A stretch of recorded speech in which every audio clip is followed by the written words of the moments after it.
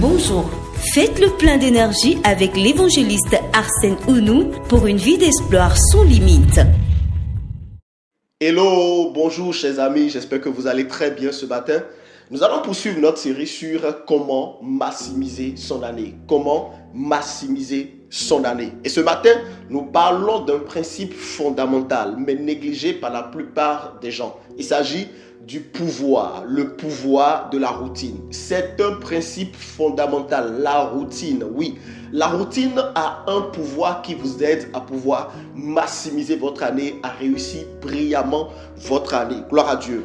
Qu'est-ce que la routine? La routine se définit juste comme un ensemble d'habitudes ou d'actions récurrentes que nous effectuons de manière régulière, sans même chercher à penser à est-ce que je vais le faire ou je ne vais pas le faire. Vous voyez, c'est ce comportement, ce programme que vous avez établi, que vous répétez sans même chercher à savoir pourquoi est-ce que je dois le faire, comment est-ce que je dois le faire. Vous le faites parce que c'est à faire. Vous voyez, ça, c'est la routine.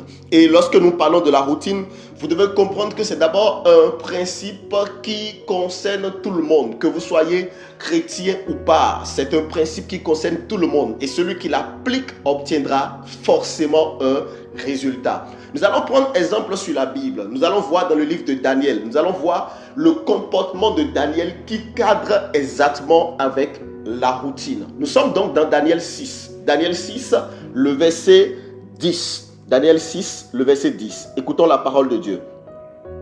Lorsque Daniel sut que le décret était écrit, il se retira dans sa maison où les fenêtres de la chambre supérieure étaient ouvertes, dans la direction de Jérusalem.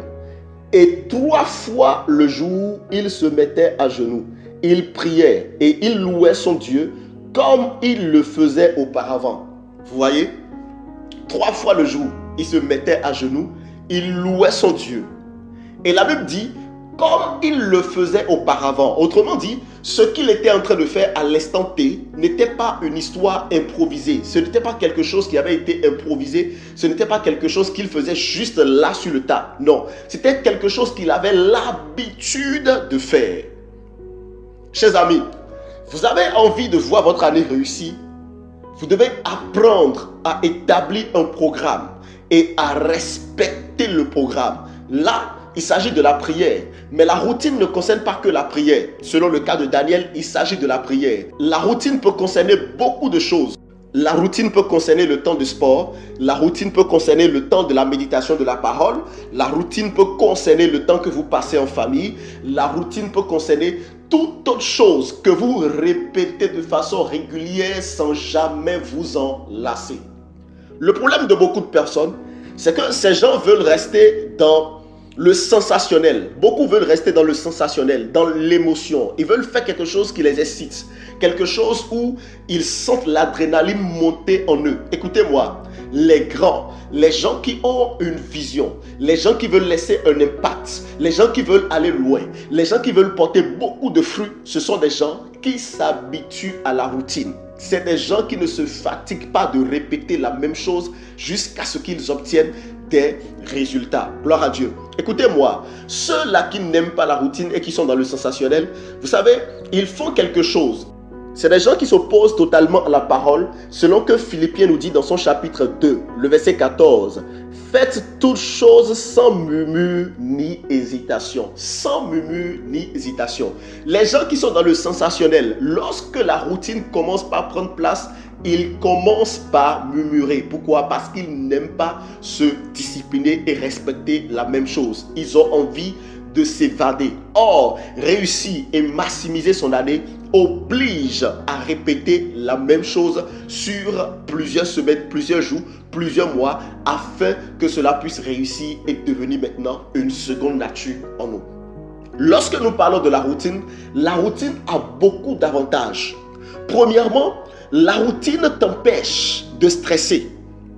Oui, la routine t'empêche de stresser. Numéro 1.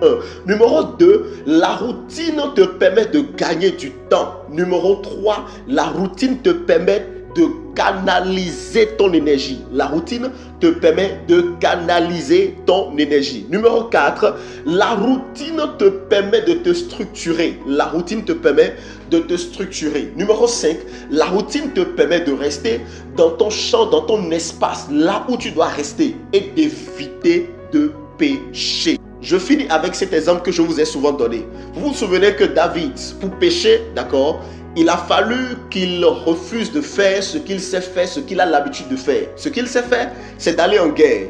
Ce qu'il a l'habitude de faire, c'est d'aller en guerre et de pouvoir remporter. Mais là, il y a bataille. Et David est resté chez lui, les bras branlants. Il ne faisait absolument rien. Et c'est comme ça que David est tombé dans le péché, David est tombé dans l'erreur. Autrement dit, la routine vous permettra de rester dans votre cadre, dans votre schéma habituel et de ne pas dévier. Vous devez répéter la même chose. Si à une certaine heure, vous devez prier, vous priez. Si à une certaine heure, vous devez normalement méditer, vous méditez. Si à une certaine heure, vous devez aller au sport, allez au sport. Ne faites pas autre chose et ne laissez pas le diable vous distraire. La routine est importante. Alors, qu'est-ce que vous allez faire ce matin? Vous allez prendre un calepin, vous allez définir ce que vous avez à faire chaque jour ou chaque semaine. Et qu'est-ce que vous faites ensuite? Priez Dieu de vous aider à respecter cela. Parce que le Dieu dont nous parlons, c'est le Dieu de Daniel également. Et ce Dieu, apparemment, est aussi un Dieu de routine. Gloire à Dieu. Donc, prenez un calepin, notez ce que vous avez à faire chaque jour. Ensuite, priez le Saint-Esprit de vous aider à respecter cela. Respectez cela, répétez cela chaque jour, chaque semaine, tous les jours de cette année et revenez certainement me donner votre témoignage qui sera ô combien grandiose pour la gloire de notre Seigneur Jésus. Vous êtes bénis au nom puissant de Jésus-Christ. Shalom. Merci de nous choisir pour votre édification, pour vos requêtes de prière et vos besoins d'orientation. Shalom.